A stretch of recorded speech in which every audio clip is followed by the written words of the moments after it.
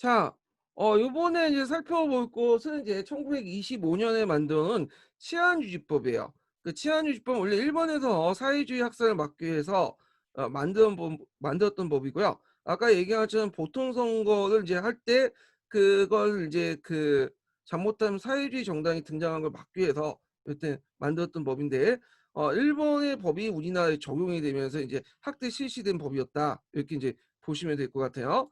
자, 그러면 관련된 내용을 이제 보죠.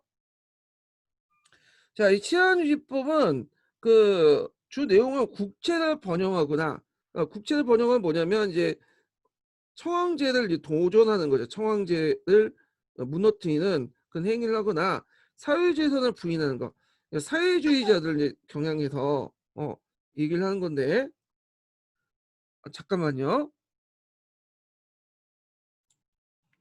자, 그래서 이제 사회재산이라는 건 사회주의자를 겨냥을 하는 거예요. 사회주의 이를 이제 뭐냐면 잡아내기 위한 목적으로 했다.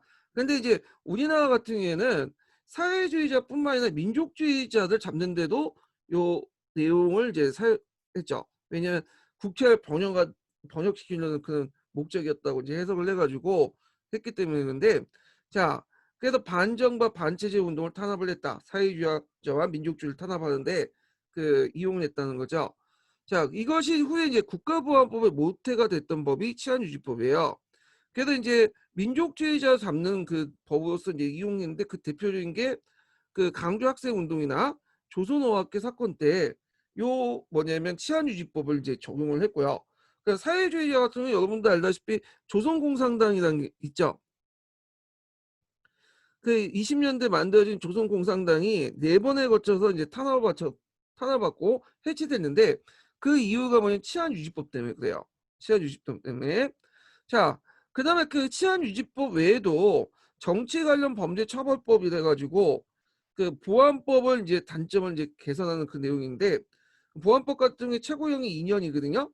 그래서 이걸 좀 높인 형벌을 더 높이고 해외 독립운동도 처벌하도록 했어요. 자, 그래서 그 결과 이제 한국인들의 감시 억압이 심해지고 감옥이 증설되고 사상범들이 증가됐다. 자, 이런 내용들 좀 기억을 해두시고 치안유지법 내용들 이제 파악해 두셔야 되겠죠.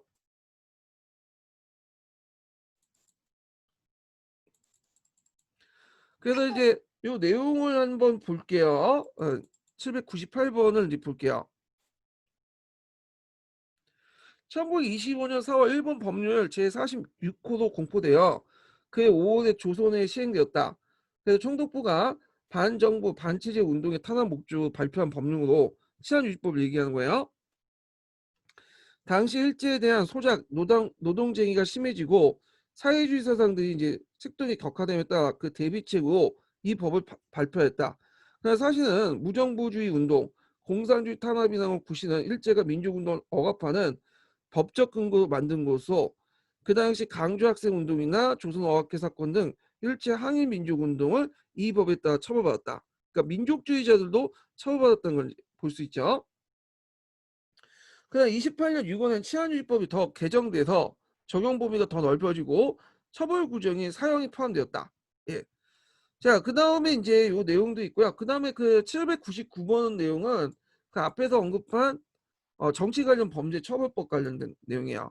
그 일제가 3.1운동이 일어나자 최고 형량인 2년인 보안법으로는 독립운동을 탄압하기 힘들다고 보고 급히 4월 이 법을 제정하였다. 그 예매모호한 표현으로 거의 모든 독립운동 확대 적용할 수 있었고, 중국이나 미국 등에 벌인 독립운동 처벌할 수 있었다. 그러니까 해외 독립운동도 불령성인이라는 이름 아래 처벌했죠. 자, 그리고 이제 뒤에 넘어가서요. 376페이지 보면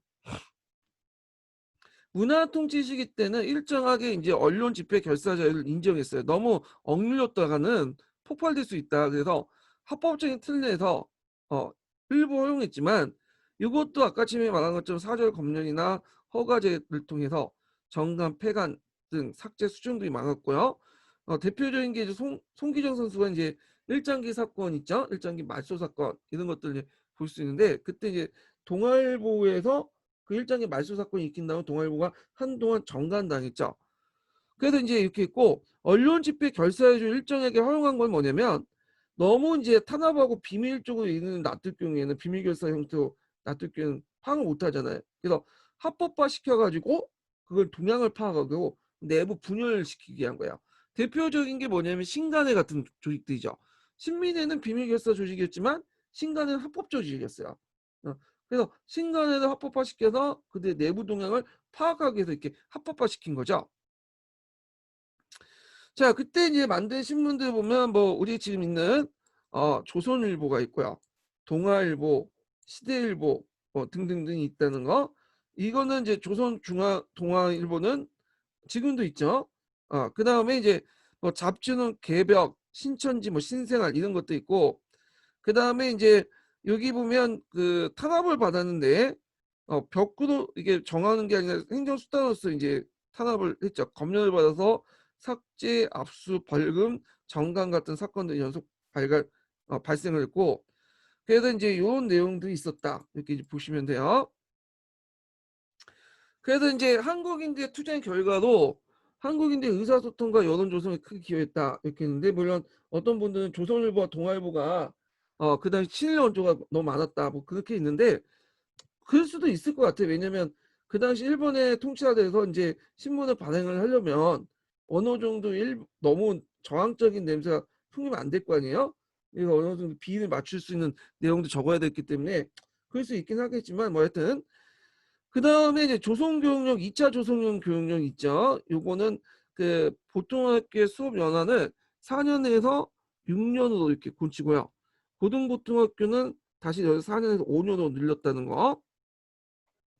그 다음에 종래 각급 학교에 폐지됐던 한국어가 필수 과목으로 부활했죠. 이게 1차 조선교육령 개정에서 부활됐다가 2차 조선교육령 이제 넘어가죠. 물론 시수는 더 1차 조선교육 개정보단 줄어들게 되고요. 그 다음에 한국인과 일본의 공학을 원칙으로 했지만 이게 같이 배운다는 걸 원칙으로 했지만 실제로 잘 안 됐어요. 실제 공학은 이제 3차 조선교육령으로 보시면 돼요. 그래서 사범학교와 대학 설치기를 마련했죠. 그래서 대학이 설치돼서 최초의 대학 경성 제국대학이 마련됐죠. 예. 그 다음에 이제 실업이나 교육, 실업교육, 전문교육, 대학교육을 일본에 제도에 따랐다. 예. 그래서 이제 이렇게 해서 관련된 내용인데 요거는 이제 그 뭐 역교원 관련된 내용 할 때 제가 예전에 한번 설명했어요. 그거 좀 참조해 주시고 넘어갈게요. 자, 그다음에 1920년대 민족 분열 정책을 볼게요. 요때 이제 중추원의 자문위원을 증원시켰고요. 그 다음에 친일파 양성했어. 이게 친일파 양성의 좀 특징이 뭐냐면 1910년대 1세대 친일파와 좀 달라요. 아까 얘기했지만 1세대 친일파들은 주로 이제 뭐냐면 거물급 정치인들을 주로 포섭을 했죠. 그리고 뭐 일진회 같은 일종의 정치 집단들을 만들어가지고 의도적으로 만드는데 이때 2세대 친일파들은 거물급 정치인이 아니라 그다음 뭐 거물급 정치인도 없었고요. 어, 각계각층의 포섭을 했어. 일단 중앙 집권을 시켜놓은 다음에 각 조직의 그 단체 중앙 집권 시킨 다음에 상층부를 포섭을 시켜놨죠. 그래서 기존의 단체와 조직을 이용했다. 이렇게 보시면 돼요. 그리고 그 친일파의 그는 뭐냐면 폭도 상당히 넓어졌다. 네. 그래서 이렇게 해서 민족과 어떤 민족운동에 이간질을 시켰다라는 걸 보시면 되겠죠. 자, 그래서 요 관련된 사이토의 이제 총독의 친일파 양성 정책 한번 읽어보시면 이해를 하실 것 같아요. 자, 그래서 이제 1920년대 친일파들은 일제 분열 정책에 동조해서 참정권 청원 주장하거나 자치운동 같은 타협적 그 경향을 가진 민족 개장주의로 친일화 경향이 강했다라는 거죠. 그래서 그때 이제 뭐 우리가 이제 알고 있는 이강수, 최림, 최남순 등등인데 이강수는 원래는 이 사람이 이제 독립운동을 했다가 나중에 친일로 변절됐죠. 요 관련된 내용은 좀 뒤에 좀 얘기를 할게요. 자, 그리고 그 당시 돈 많고 땅을 가지고 있는 사람들은 그냥 일제와 뭐냐면 결탁이 됐어요. 그래서 대제주가 계속 제공받는데, 왜냐면 얘들이 이제 자기 땅과 자본을 돈을 지키려면 일본의 어떤 협조가 필요했던 거야. 보호도 필요하고. 그러다 보니까 대개 이제 이들이 상당수가 이제 뭐냐면 친화되면서 이들이 이제 한국 통치의 말단을 이용을 하게 되죠. 그 대표적인 게 이제 뒤에 있는 토지조사 사업이나 이런 것들 이제 볼 수 있죠. 이 부분도 나중에 좀 얘기를 하고요. 그 다음에 유생들도 친일화 시켰어. 어. 그래서 이제 대동사문회 유도 진흥회 같은 친일단체를 설립해서 이들을 이제 깨워갖고 이제 친일시켰고, 농민운동이나 노동운동도 친일화 시켰어요. 예, 그래갖고 그 중에 이제 이것 때문에 나중에 1920년 30 넘어서 그 친일 어용 노조라고 하죠. 노동운동 내에서 그거는 반발도 되게 많았어요. 그리고 민족 상층 자본가를 포섭시켜서 회사정치협회 언론기관을 허용하면서 민족 개장주의가 등장을 했다는 거. 자, 그런 것들 이제 있고요. 쭉 읽어보시면 되고,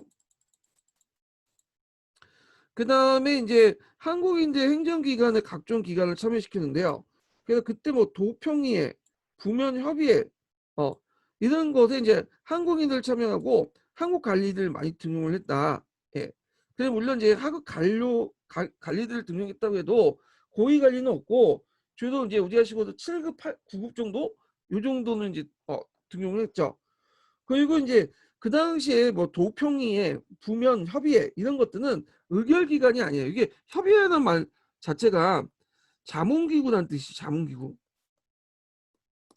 그리고 거기에 이제 참여했던 사람들도 상당히 일본 사람들이 많았고, 그리고 일부 참여했던 그 한국인들, 이들은 당연히 상층 부르주아나 대지주 출신이야. 그러다 보니까 친일적 성향이 강할 수밖에 없겠죠. 그리고 나중에 1930년 넘어가면 이제 자문기구 중에 부협의회가 있어요.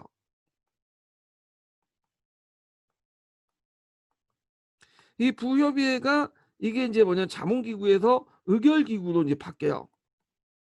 뭐 의결했다고 특별한 건 이제 없고요. 일종의 지방의회 정도의 수준인데 어 그 왜 부협의회는 자문기구에서 이제 의결기구 1930년 바뀌냐? 그건 뭐냐 부라는 곳 자체가 일본 시행정단이잖아요. 우리가 원래 없었던 곳이죠.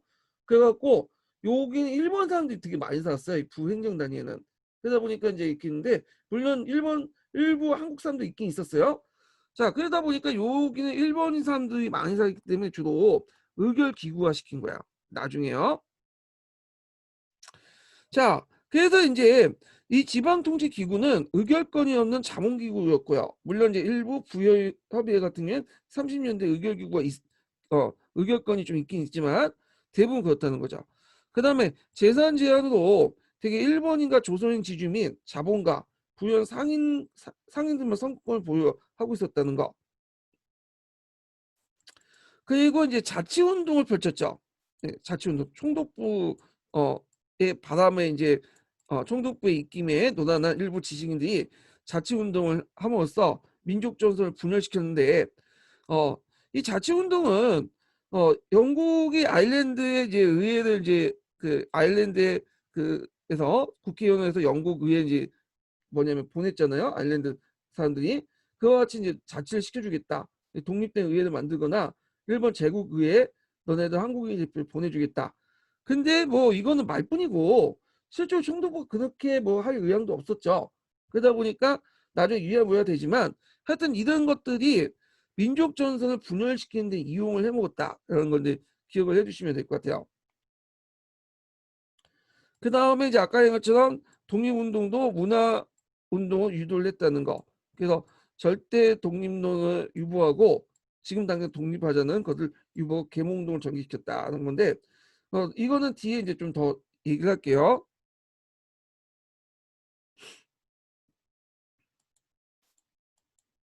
자, 그래서 이제 이렇게 해서 이제 있고요. 그 다음에 이제 여기 뭐, 좀 눈여겨볼 게 뭐냐면, 만보산 사건을 좀 얘기를 할게요. 이 만주에서 민족 분열 정책 관련돼 갖고 있는데, 요거는 좀 이따 이제 1931년에 내용이지만, 일단은 여기 나왔기 때문에 얘기를 좀 해볼게요. 자, 1931년은 이제 어떤 해냐면 이제 만주국이 탄생된 해잖아요. 만주 사변이 일어나고. 자, 뭐 하여튼 그렇게 있는데 이 당시 이제 만주의 일본의 통치는 좀 특징이 뭐냐면 민족별 어떤 차별 정책이었어요. 그래서 만주에 살고 있는 일본인들을 일종의 제일 우위를 두고요. 그 다음에 조선인을 두 번째로 뒀어. 되게 웃기죠? 조선에서는 막 차별하더니 여기는 또 한족보다 우대를 해주는 거야. 세 번째가 이제 한족이죠. 뭐 몽고족 이런 애들, 그다음 만주족 뭐 이렇게 이제 통치를 했던 거지. 네. 그래서 이제 여기 일본인, 조선인, 한족, 몽고족, 만주족 5개 민족으로 구성되었잖아요. 그러니까 만주가 일종의 다민족 국가였어요 그 당시에는. 예. 그런데 이제 만약에 조선인하고 한족이 싸웠다. 그러면 일본이 입장할 때는 누구 편을 드냐면 조선인 편을 둬. 어, 요 만보산 사건도 그것 때문에 일어난 건데 이 사건이 별 중요한 사건도 아니었어. 그러니까 1931년에 그 당시 이제 만보산 농장 운영하는 조선인이 있었어요. 이 만보산 지역에. 근데 이제 농장 운영하려면 수도, 물길이 되게 중요하잖아요. 그래서 이 물길 문제를 둘러싸고 중국인 그 농민들과 분쟁이 있었어. 근데 그냥 말다툼 정도 하고 그 정도 끝난 사건이야.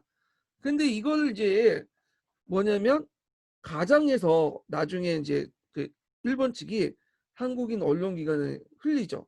동아일보나 조선일보.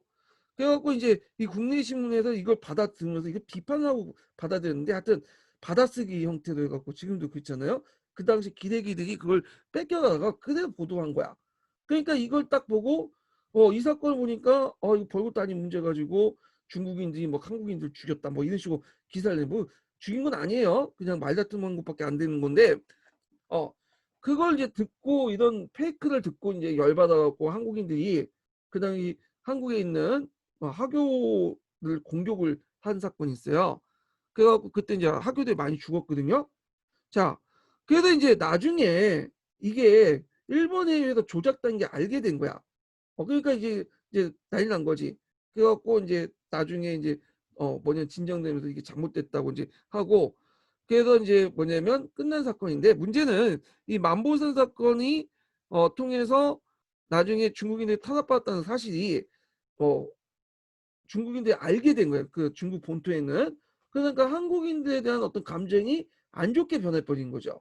그 가운데 그 중국에서 활동했던 독립운동가들이 어떻게 돼요? 상당히 고생을 했어요. 예. 그래갖고 이제 그런데 이걸 만회했던 것이 뭐냐면 잠깐 이제 1년 사이지만 1932년에 상해사변이 일어났잖아요. 상해사변 때 그 당시에 윤봉길 의사가 이제 홍콩 공원에서 이제 뭐냐면 수탄을 던졌죠. 예, 도시락탕을. 그래가지고 그때 이제 많은 사람이 이제 일본 사람들이 죽었잖아. 근데 이걸 계기로 해서 다시 이제 만회가 된 거야. 예, 그렇지만 약간이지만 요때 이제 항의 그 반항 감정이 있었다. 험한 감정이. 그래갖고 독립운동에 상당히 지장을 줬던 사건이 이 만보산 사건이에요. 예. 자, 그래서 이제 이 만보산 사건 좀 기억을 해두시고요. 그 다음에 이제 윤치호라는 친일파가 있죠. 이 사람이 영어로 그 윤치호 일기를 썼어요. 그래갖고 이제 요 내용도 있는데 한번 이제 봐두시면 될 것 같고, 자, 그 다음에 뒤에 넘어가서 요거는 이제 뭐 그 당시 일제 시대 때 관련된 그 도시 정비 사업 같은 거 있는데 교과서에 이런 것들이 요즘에 최근 많이 실려 있더라고요. 근데 시험 문제 나오기는 좀 그런 것 같아. 한번 봐주세요. 예. 자, 그러면 2번 문제를 잠깐 볼게요. 한국사 능력검증 시험.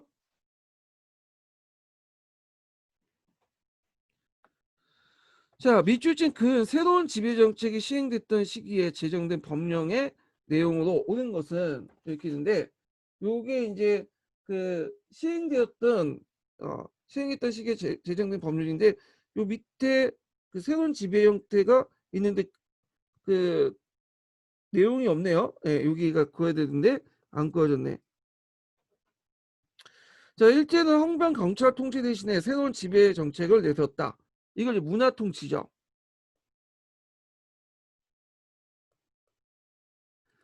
자, 그러나 원론 출판의 자유가 허용도 기만 정치의 포면에 구에 그쳤다. 자, 일제는 신문, 잡지 등의 사전 검열을 강화했고, 어, 기사도 마음대로 삭제하거나 그 신문과 정관도 폐간도 서슴지 않았다. 자, 이렇게 내용인데요. 일단 이제 일본을 보면 국가 총동원이란 전시의 국방 목적을 달성하기 위해서 인적 물적 자원을 운영하는 것이다. 이건 1938년의 국가 총동원법이죠. 그래서 이거는 일본이 실시했던 법을 우리나라에 적용했던 법이고, 그다음 신문지를 발행하는 자는 발행지를 가나다는 관찰사에 공유해서 네모 대신에 청원해야 된다. 뭐 관찰사니 네모 대신에 이런 말들이 나오니까 아직까지는 이제 우리가 이제 정식으로 총독부 시대가 아니라는 걸 알 수 있죠. 통감부 시대라는 걸 알 수 있는데 이건 1917년에 만드는 신문지법이에요. 그 다음에 이거 또 안 나와. 네. 문서와 도서를 출판하고자 하는 때는 저작자나 또 그 sam속자 발행자가 내부 대신에 허가를 받은 이것도 출판법이라고 1907년에 있었던 거고, 그 다음에 사유재산 제도를 부인하는 것은 목적으로 결사와 조직하는 자, 결사에 가입하는 자, 그래서 10년 이하의 징역을 근거로 처한다. 이런 내용들은 치안유지법이죠. 1925년에.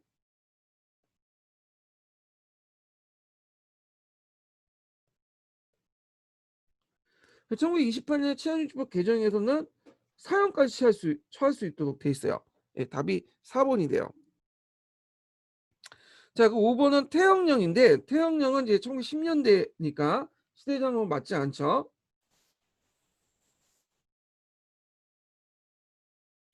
자, 그 다음에 3번은 이제 각자 보시고 뒤에 넘어갈게요. 이제 민족 말살 통치 시기로 넘어가죠. 자, 민족 말살 통치 시기는 1930, 40년대고 요거는 일본의 대륙 침략 시기하고 맞물려 있어요. 그리고 경제 정책과 병창 기지화 정책과 맞물려 있는 시기인데 요 민족 말살은 뭐냐면 우리 민족을 아예 민족성 자체를 없애려고 했던 거야. 그러니까 한국인이라고 생각하는 게 아니라 일본이라고 생각하게 만드는 거야. 왜냐면 그 대륙 침략하는 과정에서 많은 물자와 인적 수탈이 필요하잖아요. 근데 강제로 물적 인적 수탈하면 힘들겠죠. 일본 애들도. 예. 근데 한국인들 일본 사람 생각을 바꿔놓으면 자기를 이제 일본을 생각하면 상대적으로 때 쉽게 수탈할 수 있겠죠. 그러니까 자발적으로 갈 수 있는 거야. 그래서 징병을 하더라도 내가 한국인인데 왜 일본하고 싸워? 이런 것들은 생각을 들면 징병을 기피하거나 나가서 싸울 때도 열심히 싸우지 않겠죠. 근데 내가 일본이라고 생각을 들면 어떻게 해요?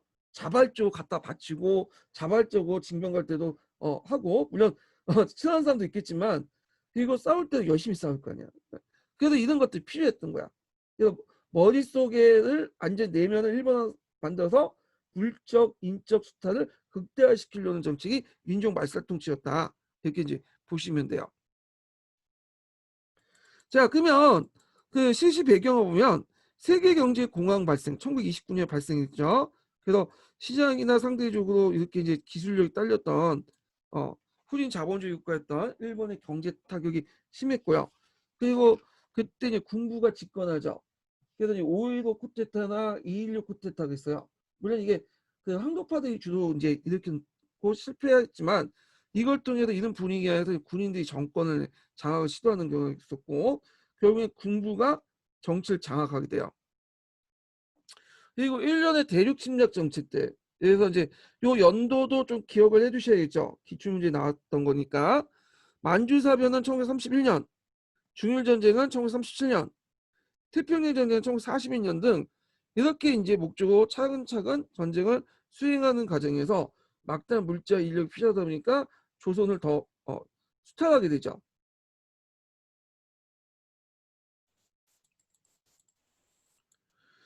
자, 그래서 이제 이 민족 말살 통치 시기 때는 군사력과 경찰력이 증가되는데 그때 이제 군대에서는 만주 침략 이후 2개 사단했던 병력을 3개 사단으로 증포했고요.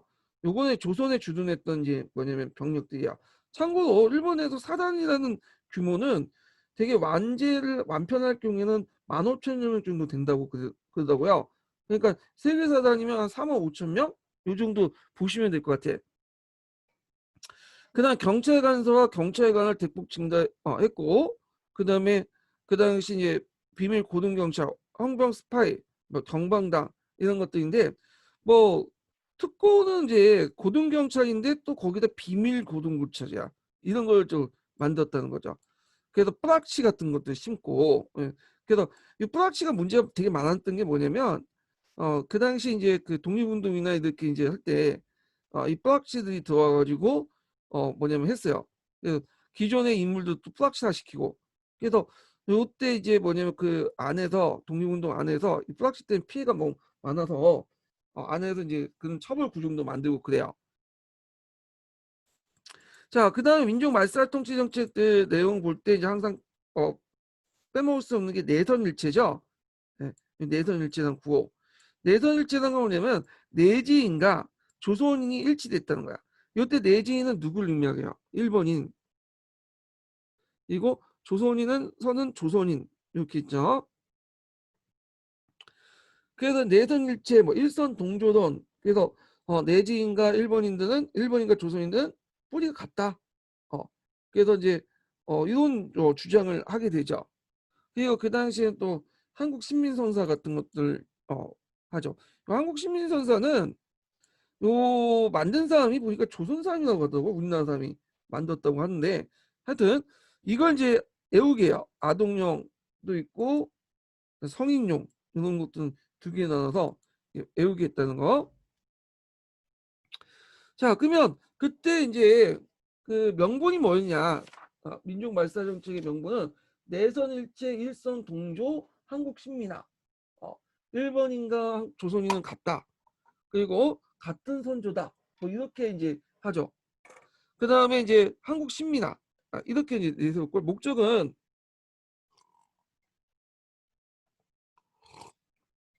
한민족의 문화와 정통을 말살시켜서 아까 말한 것처럼 일제의 인적 물적 수탈을 강화시키게 한 거고요.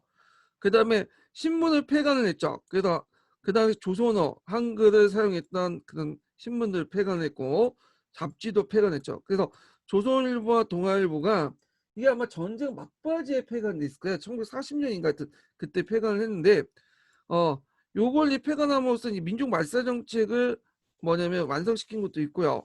근데 또 이유는 뭐냐? 조선일보 동아일보가 발행하면 이제 종이가 많이 발행이 되잖아요. 근데 그 당시 이제 전쟁 물자 때문에 이게 공급이 안 되거든. 그러니까 이런 측면에서 이제 조선일보, 동아일보 폐간했다고 하는 사람도 있더라고요.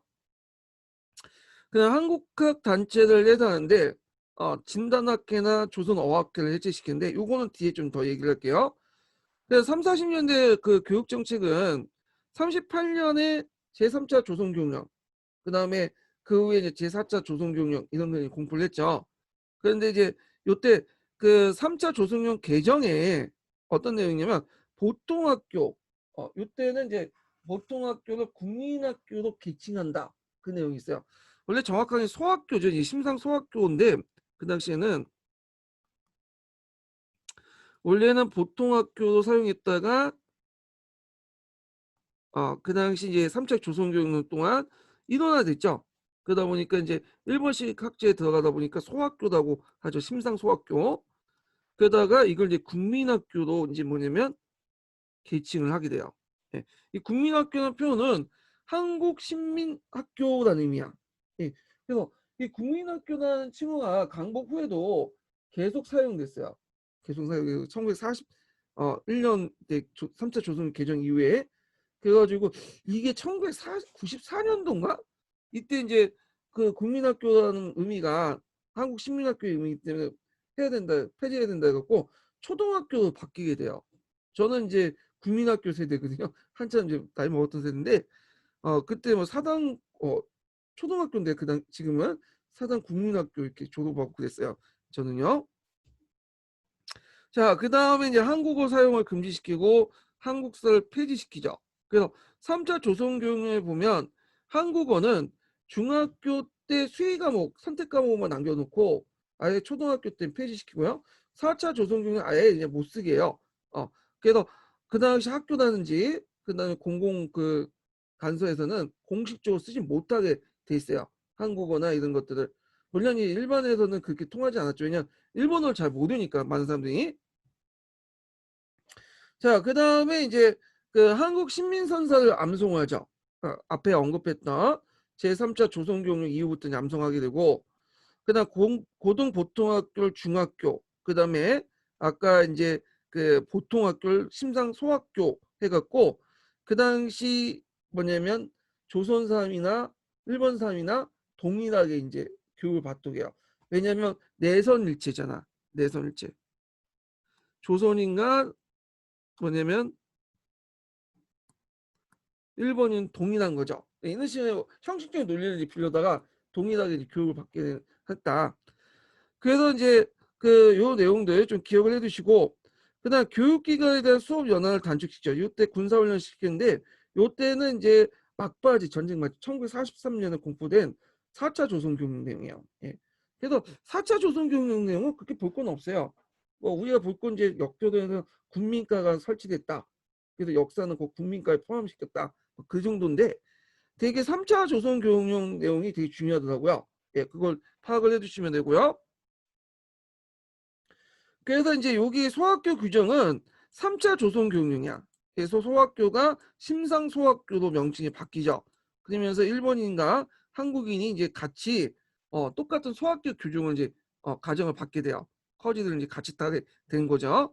여기 눈여볼 게 이제 조선어를 수의 과목으로 한다. 선택 과목으로 한다. 그 내용들 좀 기억을 해두시면 될 것 같고요. 자, 그래서 이제 근데 엄밀히 말하면 소학교 때 수의 과목이 아니라 이거는 나중에 중학교용의 수의 과목 선택 과목이고요. 이건 중학교 내용인데 하여튼 뭐 이렇게 돼 있네요. 자, 그다음에 4차 조선교육령, 그다음에 전시교육령 이런 것들을 이제 조직을 했다. 자, 그다음에 이제 민족 정통을 왜곡시켰죠. 그래서 한국 식민화 정책을 통해서 내선일체, 동조, 동구론, 일본인과 우리나라는 같은 선조다. 그래서 그 아마 그 저기 그 일본에 그 보면 그 누가 무슨 신이 있는데 내 신을 까먹었어. 하여튼 그 신의 어떤 같은 선조다. 이렇게 이제 주장을 해요. 그래서 있고 한국 신민선사, 뭐 궁성요배. 그래서 궁성요배는 그 당시 일본에 이제 한국에 있는 쪽으로 요배 머리 숙여서 이제 일을 하는 그런 것들을 이제 했고요. 그다음에 신사참배를 하죠. 일면에 일신사를 둬서 신사를 두는데 이 신사라는 곳은 일본의 정통신들을 모셔놓은 거예요. 네. 그래갖고 이제 문제인데 요때 그 신도를 이제 바탕으로 한 이제 그 사상을 바탕으로 한 게 신사인데 이걸 통해서 이제 뭐냐면 우리 민족의 어떤 의식을 없애려고 했던 거죠. 그 이 신사참배 반대했던 사람들이 이제 주기철 목사라는 사람이 있어요. 일부 기독교 단체는 거부했다. 그리고 근데 상당수 기독교 단체는 그게 따랐다고 해요. 교과서에는 그게 안 적혀 있더라고. 좀 약간 민감하잖아요, 종교 문제가. 자, 그다음에 1939년에 창시개명을, 그래서 조선 민사법을 개정해서 창시개명을 해서 일본성을 이제 받게 한 거죠. 창시개명을 하지 않을 경우에는 학교 입학이나 공문서 전달, 우편물 전달을 금지시키고요. 식량과 물자 발급을 제시켰다. 요거 좀 기억을 해두세요. 이게 예전에 한번 기출에 언급됐었어요. 예. 그래서 요 내용들 파악을 해두시고, 자, 여기 보면 이제 833번 신사 관련된 내용을 좀 볼게요. 예. 자, 신사는 일본 제국주의 군국주의 상징으로 청왕의 조상이나 일본 유공자 신으로 삼는 건데, 이건 뭐냐면 이제 그 일본에 보면 전쟁하다 죽은 사람이 있잖아요. 이런 전쟁하다 죽은 사람 신으로 받들어 모셔갖고 요 위패를 모시는 게 신사야. 예, 야스쿠니 신사처럼 이렇게 이제 일정 전쟁에 동원됐다가 어떤 죽은 사람들을 전범들을 모셔놓은 것이 신사죠. 그래서 조선총독부는 1910년부터 청황제 이데올기를 한국인에 주입시키기 위해서 신사를 설립해서 1925년 전국의 크고 작은 신사를 150개 이루었다. 자, 그러나 신사참배 강요되기 시작한 것은 만주사변 이후 전시체제에서 이른바 한국 식민화 정책이 본격화되면서 그렇다. 예전에도 있었는데 이게 본격화된 것은 한국 식민화 정책이 본격화되면서 그렇죠. 이거는 이제 뭐와 관련된 거죠. 예. 이거는 민족 말살 정책과 관련된 거죠. 1937년 중일전쟁 이후부터 신사참배가 강요가 더 심해져 매월 1일 날 예국일로 삼아 신사참배를 응모하는 한편 국기개양, 한국신민선사, 서사 제창 등을 강요했고 이를 거부하는 사람은 검거하는 한편 곡물 등의 배급에서 차별을 시켰다. 예. 그래서 이 내용도 이제 기억을 해주시면 되고요. 자, 그 다음에 이제 835번을 보면요.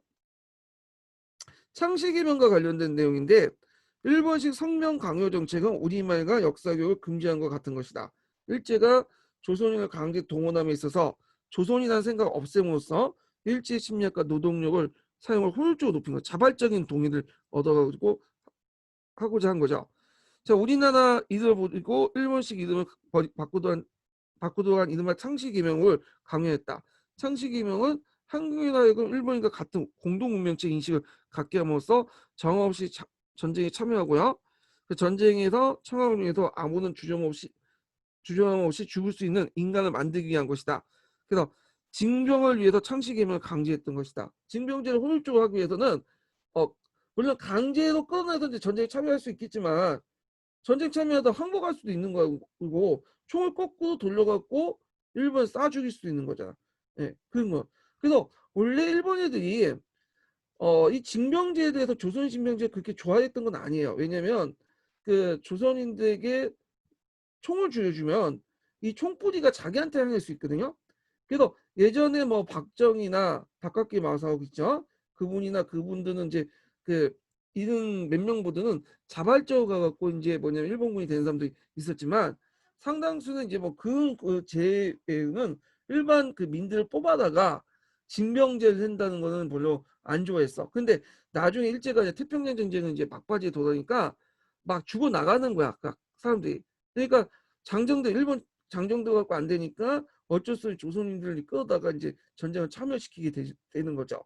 예. 그러면 얘네들이 참여시켜서 자기한테 총뿌리를 거느리지 않게 만들려면 뭐 그리고 적극적으로 참여하려면 일본이라는 의식을 없애야 될 거 아니야. 그때 이제 이용했던 게 창씨개명이었다. 아니 그러니까 조선이라는 의식을 없애기 위해서 이용했던 게 창씨개명이었다. 이렇게 이제 보시면 될 것 같아요.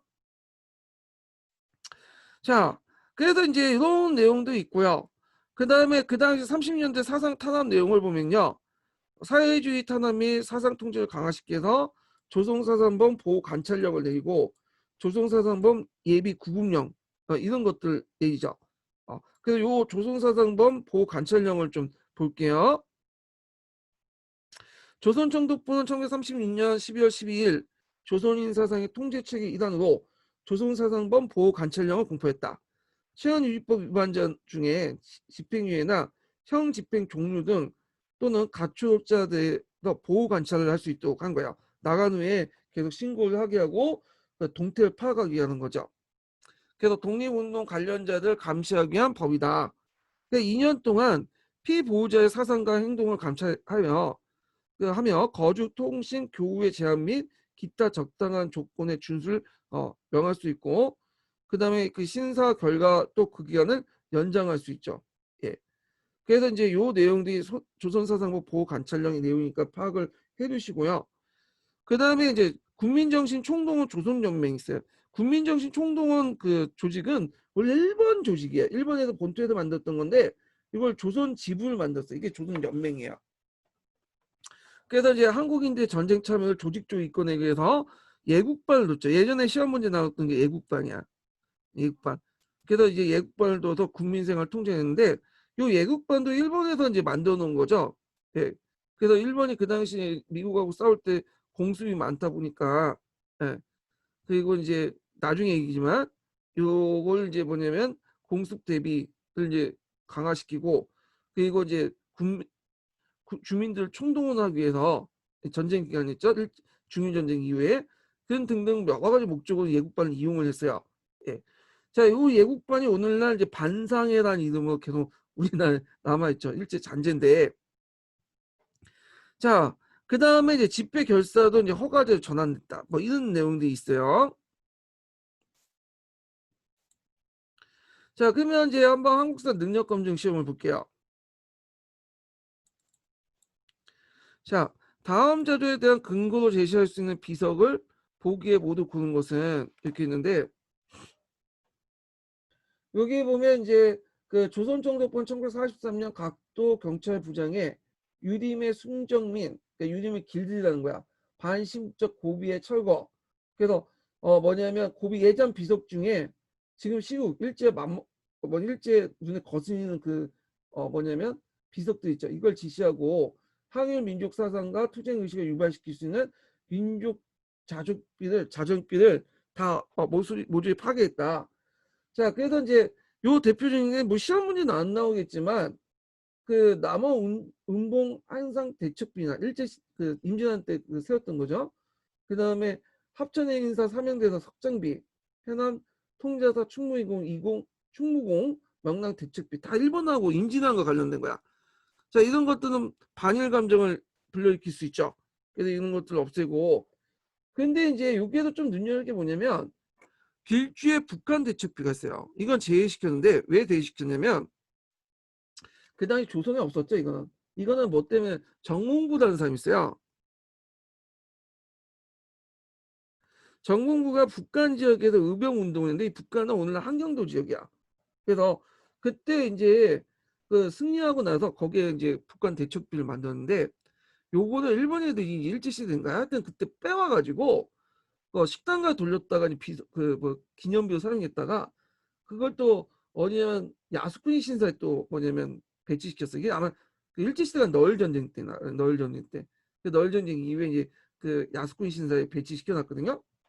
그래서 나중에 이게 발견이 된 거야. 그래가지고 한국 정부가 그 요청을 해가지고 이게 십몇 년 전인가요? 그때 그 데리고 온 거야. 얘들 가지고 와서 그걸 이제 북한 넘겨줬거든요. 원래 자재 갖다 놔야 된다고요. 그러니까 그 당시에 만약 북한 대책비가 한경도에 있었다면 없앴겠죠. 그런데 다행히도 다행인지 모르겠지만 그 야스쿠니 신사에 있었기 때문에 이게 뭐냐면 그게 모두 넘어간 거예요. 예. 그래서 길주의 북한 대책비 관련된 내용은 시험 문제 나올 수 있어요. 한번 어, 외워두세요. 정문부, 네, 정문부죠. 그래서 이제 있는데 제가 예전에 그 2년제 충의중학교에 있었는데 그 의정부 그 밀락동 있는 학교거든요. 거기가 정문부 고향이라 갖고 거기 사당도 있더라고요. 예. 자, 뭐 이렇게 있고 그 다음에 이제 2번 문제 볼게요. 2번 문제. 다음은 국권 비탈기에 살았던 어느 인물의 해고이다. 자, 이 인물이 경험할 수 있었던 사실을 보기에서 고른 것은 나는 일제가 만주국이라는 허수아비의 국가를 앞세워 만주를 집어삼킨 무력에 서울에 살았다. 그러니까 적어도 1931년대 이후에 삶이라는 걸 알 수 있죠. 만주국이 그때 이제 만들어졌으니까. 그 한국 사람으로 살아나기 어려운 시절인데 지금 초등학교 때 그 학교는 소학교라고 했다. 심상소학교. 그래서 내가 직접 겪었던 한 가지 기억을 나는다. 이때 소학교라고 이제 해서 보통 학교 소학교 이제 했던 건 1938년 3차 조선교육령이죠. 그래서 소학교란 명칭이 1938년부터 해갖고 그러니까 조선 사람들 대상으로 하는 소학교 명칭이 1938년에서 국민학교로 바뀐 게 1941년이죠. 그러니까 시기적으로 볼 때 1938년에 41년에 사이에 학교를 다녔다는 걸 이제 볼 수 있어요. 자, 수업 시간 중에 일본인 담임 교사가 나를 불러내더니 다짜고짜 두들겨 패기 시작하더군. 청왕평학기에서 충성을 다하지 않는 놈이라면서 말이야. 난 청와이고 뭐고 본 적도 없는데 충성 어쩌고 하는 그 일본인 선생 말에 도대체 이해가 되지 않았다. 뭐 이런 내용인데 자, 이때 이제 3차 조선경영 네, 내용이에요. 그래서 여기 보면 조선 학교에서 조선을 필수 과목으로 배웠다. 이건 2차 조선경영이죠. 이건 수의 과목이야. 수의 과목을 배웠고요. 상급 학교에 진학해서 60만 세 운동을 가담했다. 이게 이제 또 말이 안 돼. 시기적으로 보면 38년, 41년이니까 60만 세 운동은 20년대, 1926년에 있었던 일이죠. 그리고 동해형들이 징용이나 징병에 끌려가는 것을 봤다. 예. 그래서 국민징용령이라는 게 1939년에 일어났어요. 그래가지고 처음에는 이제 자발적으로 하다가 이제 나중에 아예 강제로 징병을 하게 되죠. 자, 그래서 이제 요거는 디귿 맞고 징용이나 징병. 그리고 징병제도는 1944년이에요. 징용은 노동력 징발인구고 징병은 1944년의 얘기인데 요거는 이제 좀 문제가 맞지 않는 것 같아. 요거는 틀리는데 이 답이 이미 나왔기 때문에 뭐냐면 답은 디귿 시켰는데 징용은 맞아요. 징용은 41년, 아니 39년. 그러니까 징병제도가 실시된 거는 태평양전쟁 말기거든요. 그래서 44년.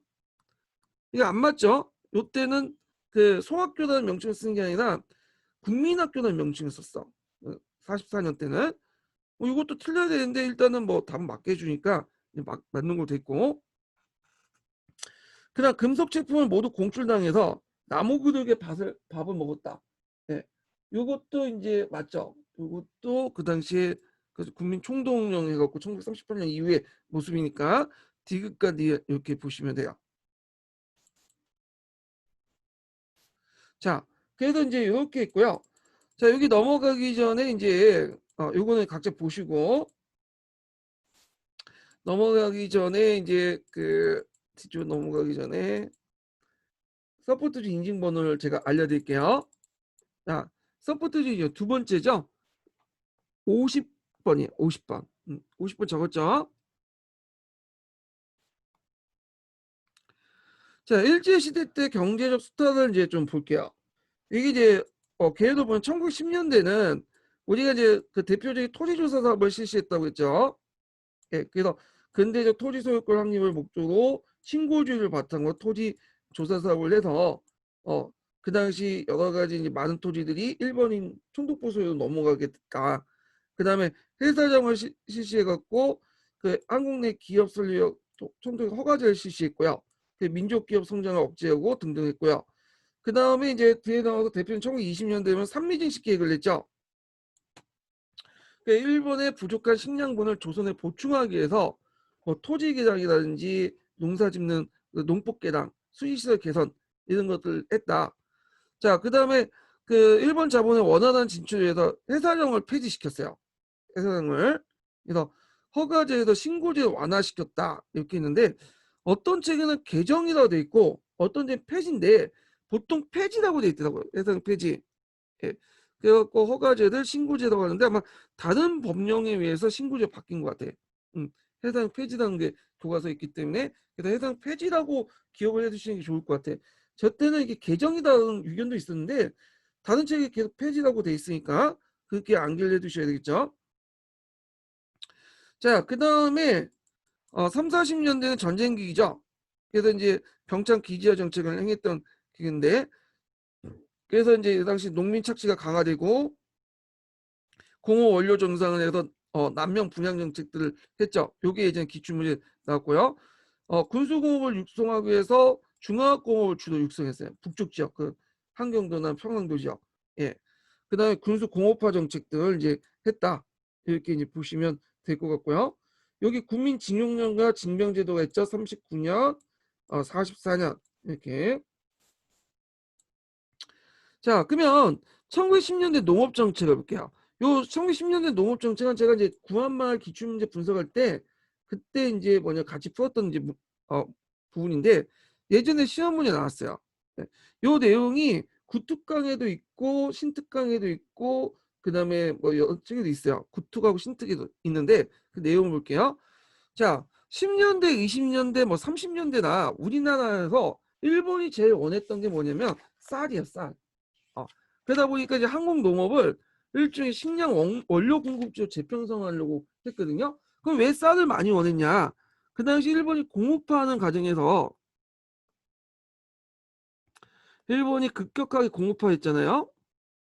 자, 그 과정에서 그 당시 이충항도가 심하니까 농촌에 쌀이 일시 부족을 했어요. 그래서 그 부족한 쌀을 뭐냐면 조선에서 메꾸려고 했던 거죠. 그래서 그 당시에도 이제 뭐냐면 이 식량 공급이 상당히 중요했고요. 그다음에 그 당시 일본이 주요 생산품이 뭐냐면 면직물이나 생사나 이런 것들이었거든요. 그래서 면방지국, 경지국, 원료 공급지 역할을 했다. 그러니까 주로 모카도 이제 미국식 모카죠. 예, 육지면 같은 것들은 이제 어, 키우게 하고 그다음에 누에꼬치 생사를 얻기 위해서 뽕나무를 시켜서 그 누에꼬치를 하게 되고 생사는 이제 그 누에꼬치에 나온 실 같은 거 있죠. 이 생사가 그 당시 일본의 주요 수출품이었어요. 그래서 무단 통치기 때 이제 행정력과 군사를 동원해서 강제로 그걸 시행을 했죠. 그래서 목적은 한국 농업을 식량 원료 공급지로 재편성시키고 식량 공급과 면방지, 견직업의 원료 공급지를 재편해서 수탈하기 위한 거다. 자, 그래갖고 이제 그 이렇게 있고 내용을 보면 쌀 같은 게 일본인 입맛에 맞는 조식력 등 몇 가지 제한된 품종을 강제로 뭐냐면 보급을 했고요. 그다음 면직과 관련된 내용인데 면직업과 관련된 이게 18년 기출문에 나왔어요. 자, 미국 중에 육지면을 강제로 그 재배했다. 그리고 육지면이 고급 면화죠. 이게 좋은 것 같지만 실제로 우리나라 사람들이 입는 옷하고는 고급 면화와 상관없겠죠. 이게 수출용이에요. 예. 그다음 면접조합을 만들어서 그 농민들 강제로 가입시키고 여기 삭출된 육지면을 공판 조직을 통해서 헐값으로 사갖고 한국 안에 소면업체나 그 당시 일본의 방지업체 넘기게 했고요. 그다음 견직도 했는데 양잔사업도 있죠. 양잔사업. 그래서 개량된 뽕나무를 통해서 누에를 사육시킨 다음에 거기에 생사를 얻고 했다. 참고로 이 그 견집은 뭘 만들기 위한 거? 비단을 만드는 비단. 비단의 실이 생사잖아요. 그래서 요 생사를 얻기 위해서 상당히 많이 노력했다는 거, 일본 애들이. 그래서 이제 요 내용들, 그래서 이제 기존의 한국의 품종과 경작 방식을 배제한 채 이거는 한국 농업 구조를 이제 약화시켜서 농민 파탄을 더 가속화시켰다. 일본 경제 왜속시키고 만약 이게 잘 팔리면 모르겠지만 안 팔릴 경우는 어떻게 해요? 이게 다 쓸모가 없는 거지. 네. 그래가지고 요 내용들 파악을 해두시면 되고요. 요 관련돼서 한번 그 줄을 한번 읽어볼게요. 자, 839번을 한번 읽어볼게요. 자, 일본 경제가 면방지호 중심 경고무기 일거가는 형편이었는데 면방지호의 발전은 고급 면화를 필요로 하게 되었다. 여기에서 일제가 이제 한국에 강제로 재배시킨 것이 미국종의 육지면이죠. 일제는 이 종자를 하루빨리 보급시키기 위해 면작 조합을 만들어 농민들을 강제로 가입시키고 여기에서 산출된 육지면을 공판 조직을 통해서 헐값으로 사들여 한국 안에 면직업자나 일본의 방지업체에 넘겼다. 자, 누에코치는 일제의 주요 외화 획득원이었다. 기본적으로 이제 서구 제국에 종속되어 있었던 후진 일본 자본주의 생산 수출을 통해서 그가 필요한 기술 기계 같은 걸 도입할 수 있었던 것이다. 네, 이런 것도 있고요. 자, 841번 보면 그 결과인데 1910년대 그 뭐냐면 농업정책 결과 관련된 내용이에요. 한국은 자유의 농업은 그 나름대로 경영 구조를 가지고 있었다. 그러나 이제 이 모든 것이 일본의 식량 원료 공급이라는 하나의 목적에 의해서 개편되지 않으면 안 되었다. 전래 농법에서는 한국 기후 풍토에 맞는 경영 방법과 윤작 체계를 발전시켜 왔었고 그 품종들도 한국의 풍토에 순화되어 강한 생명력과 적응력을 지닌 것이었다. 자, 그러나 일제의 요구에 맞지 않는다는 단 하나의 이유 때문에 이 모든 것들이 하루아침에 배제되어 버리고 말았다. 자, 이는 그만큼 한국 농업 구조를 약화시키고 농민 경제 파탄을 가속화시켰다. 네, 요 내용이고요. 자, 그 다음에 이제 토지조사 사업을 볼게요. 이 토지조사 사업은 1910년대 대표적인 일제 이제 경제 정책이죠. 예. 그 과정에서 이제 여러 뭐냐면 법적 제도적 절차 조직들을 만들어요. 그래서 뭐 국유 미관직 이용법을 제정하고 통감부 시대 때 이용이지만 하여튼 토지조사 사업을 이거 하고 그 시행 기구로서 토지조사국을 설치하고 그리고 관련 법령으로 토지조사령을 반포하죠. 예. 그래서 그 밑에 토지조사령 내용이 있으니까 한번 읽어보시고 자 목적을 이제 볼게요. 자, 이 포면적 목적이 있고 실질적인 목적 두 가지로 나눠볼 수 있는데 포면적 목적도 기억을 해두셔야 돼. 예전에 그 삼미진식 계획할 때 포면적인 목적 이렇게 나온 적이 있거든요. 그걸 이제 있기 때문에 이것도 기억을 해. 포면적 목적은 일제가 공식적으로 내세운 목적이에요. 그래서 이제 지세를 부담을 공평히 하고 소유권을 보호 매매 양도를 원하냐 한다. 그러니까 요때 소유권 근대적 소유권이죠. 근대적 소유권이라는 것은 일물일권주의에 입각한 거야. 일물일권주의. 예. 이 일물일권은 토지 한 가지 토지에 뭐만 인정받은 거죠? 소유권만 인정받아요. 소유권만. 그 다음에 토지 기장 및 이용을 자유롭게 하여 토지의 생산력을 증진시키죠. 예, 그래서 토지 소유권의 제도와 지세제도의 근대를 이끌었다. 예. 그게 이제 표면적인 목적이에요. 음. 자, 근데 이제 실질적인 내용을 이제 보면 요거와 좀 다르죠. 일단 수치 체제의 효율성 확보를 이제 위해서 그 당시 토지 조사를 통해서 정확한 토지 면적과 생산력 측량을 해서 은결천에서 세운 확보고요. 중간에 관리된 이서층의 이제 수탈을 방지하고 그 다음에 여기 보면 토지 소유 관계를 확인하죠. 일물일권주의. 예. 아까 이제 소유권 보호 매매 양도와 연결되는데 일물일권주의를 해서 그 당시 소유권만 인정됐기 때문에 예전부터 인정된 도지권이나 경작권을 부정하죠. 도지권은 이제 조선후기 때 만들어진 것으로서 경작권을 매매 양도 할 수 있는 권한을 얘기한 거죠. 그리고 1908년에 만들어진 부동산 등기 제도를 확립하는 계기를 하죠. 그래서 부동산을 소유권 이전할 때는 등기를 꼭 해야 되겠죠. 등기를. 그래서 이제 토지 상품화를 원하지 않는다. 국가가 토지의 소유권 인정함으로써 토지 소유권을 원하지 않는다. 그런 말이죠. 그래서 식민지 지주제를 강화시키고요. 요 식민지 지주제에 관련된 내용은 좀 이따 설명할게요. 그 다음에 토지 수탈 강화가 이제 그 놓은데 요거는 이제 포괄적 목적하고 또 연결되지만 요거는 이제 실질적인 것들이죠. 그래서 일본이 토지 소유를 합법화시키고 그리고 이제 그때 뺏은 토지를 공유주약 만들어서 일본한테 나눠주죠. 동양척식 주식회사를 통해서.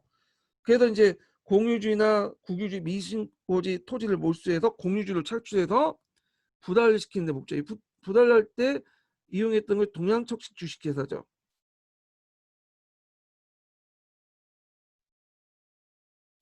자, 이게 1908년에 만들어졌죠. 그리고 이제 몰수된 여기 밑에 있네요. 예. 몰수된 토지를 동양척시 주식회사를 통해 일본에 부달을 시켰다. 그래서 일본의 약탈 기반을 확보했다. 이렇게 보시면 돼요. 자, 그 다음에 이제 토지 조사 방법을 이제 볼게요. 요걸 일단 토지 소유권을 조사해서 법적으로 확인을 시키고 토지 가격을 조사해 법적 지가를 이제 하죠. 공시지가를 확정하고요. 그 다음에 지형 지모 같은 거 토지도 이제 보면 땅도 있잖아요. 네모난 땅도 있고 뭐 네모난 삼각형 땅도 있고 네모난 땅도 있고 원형 땅도 있고 이렇게 뭐 잘생긴 땅도 있고 못생긴 땅도 있는데 이런 것들을 이제 뭐냐면 조사를 하는 거예요. 예. 그래서 어떤 원칙에 의해서 조사를 했냐? 자, 토지 소유권을 조선 총독 또는 그 권한을 위촉받는 자로 확정시켰고요. 그리고 여기 이제 소유권 주장은 신고주의를 해야 돼. 그러니까 토지 소유권을 갖고 있는 사람이 신고를 해야지만 인정하는 거지 신고를 안 하면 인정 못 받아. 예. 그래서 신고를 안 했기 때문에 뭐냐면 그 인정 못 받아갖고 뺏긴 경우가 되게 많았어요. 왜냐면 그 당시에는 그게 뭐 오늘날처럼 매스미디어나 이런 것들 발달하지 못했던 때이기 때문에 저도 이제 신문이나 이런 데 딱 한번 공고해 놓고는 그냥 그걸로 끝인 거야. 아니면 이제 거기 관공서에 이렇게 벽보도 이렇게 알려주거나. 자, 그리고 또 기일도 되게 짧았죠. 신고 공고 기간도. 그러다 보니까 신고를 안 하는 사람들이 되게 많아요. 그리고 공유주의 같은 것도 공중토지라든지 마을 공유지 같은 경우에는 자기 땅이 아니니까 신고 안 하는 경우가 있었거든요. 그런 것들 다 뺏긴 거죠. 그리고 만약에 신고를 했는데 예를 들어 뭐 두 명이 뭐 신고를 했다. 이 땅이 A 똑같은 토지인데 두 명이 이제 자기 거라고 신고를 했는데 그러면 총독부가 그러면 A, B 둘 중에 A가 너가 진짜 주인이다 이렇게 판단하면 B는 어떻게 해야 되냐? 불복할 경우에는 내 땅이라는 걸 증거를 해줘야 돼. 증거주의를 채택했어요. 예. 이런 식으로 이제 했다는 거. 자, 그런데 토지조사 사업의 실제를 보면 이게 이제 복잡한 절차 홍보 부족 때문에 신고가 미비했고요. 아까 얘기했지만 이제 토지 권리 증명이 불명한 경우에는 그 정확한 신고가 되지 못했던 경우가 많고 특히 이제 마을 공유지 같은 거 있죠. 문중 토지라든지 마을 그 공유지 이런 거는 신고에 누락됐고 대개 보면 유력자가 이제 뭐 신고해갖고 자기 토지를 만드는 경우가 있고 민족적 감정을 고의로 신고를 기피한 사람들도 있긴 있겠죠. 근데 제 생각에는 토지 문제고 재산 문제다 보니까 민족적 감정이 그렇게 개입돼 있나?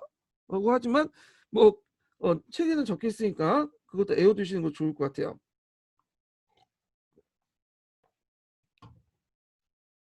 자, 그 다음에 이제 뒤에 넘어가서요. 여기 보면 이제 843번과 관련된 내용을 이제 좀 볼게요.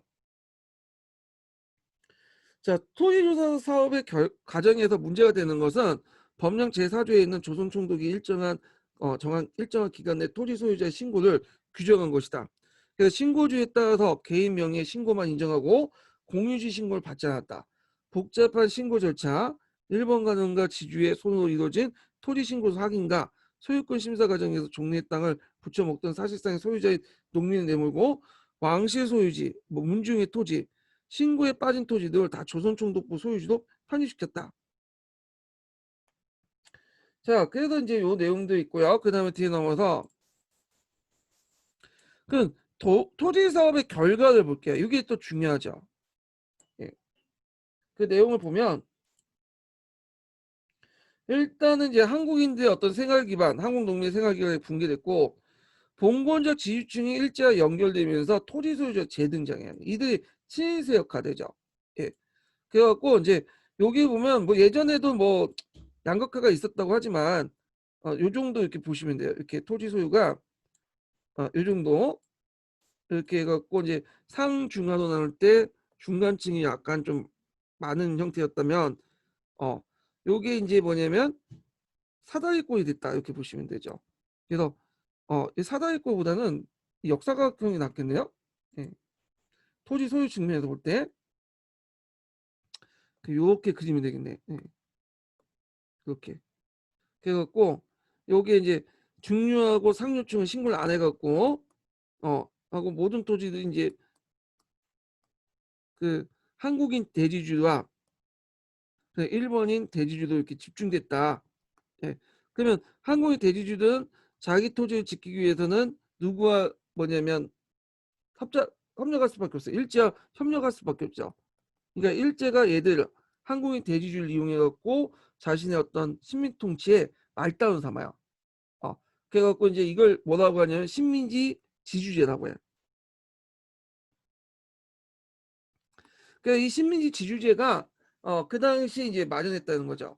그래서 1910년대 토지조사사업과 1920년대 삼미징식 계획 같은 것들이 식민지 주제를 이제 완성시키는데 큰 역할을 했던 거죠. 그래서 양만 관료들이 부재지주가 되어 전 농가의 3.4%지만 상당수의 논지 50%를 소유를 하게 되고요. 그 다음에 신고 안 되는 토지는 다 총독부가 몰수됐다고 했죠. 국유지나 이런 것들. 자, 이런 총독부는 토지를 일본의 대토지회사, 동양척식 주식회사에 넘겨갖고, 일본이 이민자들 무상 쌍값을 부과시켰고, 그때 많은 일본의 이민자들이 조선에 와갖고 이제 생활하게 돼요. 그래서 일본인 대지주도 출연됐다. 그래서 이것은 일본 본국의 식량 수입 및 충족, 그 일본의 불만 세력을 조선 진출에 함으로써 이제 해소시키는 그런 의도였고요. 그리고 이제 제일 중요한 일물일권주의에 입각해갖고 토지 소유권만 인정받잖아요. 그래서 정근대 시대부터 계속 인정받았던 여러 권리들이 다 뭐냐면 부정이 돼. 도지권, 입회권, 경작권, 소유권만 인정받게 돼. 요게 좀 눈여겨볼 게 입회권이라는 게 있는데 입회권이라는 게 좀 약간 생소하죠. 그래서 밑에 적어놨어요. 입회권이라는 것은 마을 주변에 주인 없는 토지에 대한 농민의 공동 이용권을 얘기해요. 그래서 농민은 공유진 살림이나 들의 공동의 염을, 두엄 등 풀과 땔감록 작물들을 거둘 수 있는 권리가 입회권이죠. 자, 그래서 이제 이렇게 하면서 고유의 소유장료가 부과되면서 이제는 토지에 세습 경쟁했던 농민들이 토지에 대한 모든 권리를 있고 단순한 계약 소장로 바뀌게 돼. 그래서 예전에는 경작권이나 도지권 같은 게 있었기 때문에 함부로 이걸 뺏을 수 없었어요. 근데 이제 지주들이 계약을 맺고 이 계약 기간에만 소작권 인정해주고 그리고 이제는 그 이후에는 계약을 갱신을 해야 되죠. 계약을 못 받을 경우에 어떻게 계약을 갱신하지 못하면 토지를 뺏겨가지고 다른 데 가야 돼요. 자, 그래서 이제 이런 내용이 있고 일본인 고리대에 시달리게 되었고 그 다음에 많은 이제 토지에서 있다는 사람들이 하전민이 되거나 산에 올라가서 이제 불을 질려가고 먹고 살거나 아니면 만주, 연해주, 일본 등 이제 이주했다. 자, 이걸 통해서 총독부가 지세 수입이 증가했죠. 이 총독부는 아까 얘기했지만 이제 우리나라를 통치할 때 두 가지 원칙이 있다고 했죠. 한 가지 원칙은 자체 수입 가지고 한다. 일본은 본국의 도움을 안 받고. 근데 1910년대에는 농업 국가이다 보니까 조선사회가 지세 수입이 상당히 큰 비중을 차지할 수밖에 없잖아요. 그러니까 이걸 통해서 이제 지세 수입을 증가시켜서 통치 비용을 어, 되는데 이용을 했죠. 그리고 요게 눈여겨볼 게 뭐냐면 결부제가 폐지되고 정보제가 확립됐다. 이 정보제라는 것은 지가를 기준한 기가. 예. 토지의 수익성. 음. 그래서 이제 수익성이라는 게 농업 생산물도 있었겠지만 그보다는 이제 그 토지가 어디에 위치해 있냐 입지적인 조건도 되게 중요하잖아요. 예. 이런 거를 근데 이거는 결부제는 정권대 시대 때는 통한 거지 이게 이제 안 되거든요. 지가로 이제 바꿔버린 거야. 공시지가 기준으로. 지금도 이제 공시지가 기준 가지고 세금 부과하고 그죠 세금 부과하고 자 그래서 이제 이런 내용들 좀 기억을 해두시면 될 것 같고요. 어 그 다음에 의미를 보면요. 일단은 우리가 이제 볼 때 겉으로는 지금 근대적 토지 소유권을 확립한다고 이제 했잖아요. 근데 실제 근대적 소유권의 확립은 반밖에 안 돼요. 이게 이제 보면 그다음 1910년대 이후에 이제 농촌사를 보면 근대적 요소와 그 다음에 예전에 봉건적 요소가 같이 있다고 보시면 돼요. 토지조사 결과 근대적 요소는 뭐겠어요? 네, 토지 소유권이죠. 토지 소유권 측면이고 일물 일권주의 토지 소유권이 있고 지주 중심의 어떤 거죠. 예, 이게 근대적 소유권이야. 그래서 소유권 인정함으로써 그 당시 이제 부동산 등기제도나 이런 걸 실시함으로써 국가가 토지 소유권 인정해주고 토지를 매매 원활히 할 수 있는 것들이죠. 근데 봉건적 요소가 남아있어요. 지주들한테 유리했던 건 예전에 유리했던 그대 남겨둔 거야. 이 대표적인 게 50%의 고유의 소장능이죠.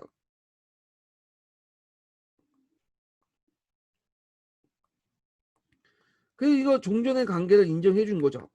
왜냐면 근대적 토지제를 만들었다면 당연히 이것도 없애야 되는데 지주들에게 유리한 토지 소유권만 만들어 놓고 지주의 불량 그대로 그러니까 지주들에게 그 지주들이 이제 필요했던 그 근대 토지 소유권은 그대로 인정하고 농민들에게 유리했던 건 이제 배제시켜 버린 거죠. 경작권이나 이런 거. 그리고 예전에 지주들한테 유리했던 50% 소장을 그대로 남겨둔 거야. 그러다 보니까 이게 봉건적인 것도 있고 그 다음에 근대적 요소 같이 섞여 있는 거죠. 이걸 그래서 뭐라고 얘기하냐면 반봉건적 토지 소유 관계라고 해요. 이때 반은 반반짜죠. 그래서 이렇게 남겨둠으로써 그 다음에 지주층을 한국의 지주층을 일본의 어떤 주로 끌어들이는 거야. 친화시키죠. 그래서 이들을 뭐냐면 자기 통치의 말단을 이용하게 되죠. 이걸 이제 뭐라고 하냐면 식민지 지주제를 마련했다. 이렇게 보시면 돼요. 그래서 50%의 고유의 소장을 인정하면서 토지 소유권을 근대법적 인정하고 반봉건적 토지 소유 관계를 정착시키며 식민지 주주의 기반을 마련했다. 그와 동시에 이제 조선은 식량과 원료 공급지 형성을 했다. 이렇게 이제 보시면 되겠죠.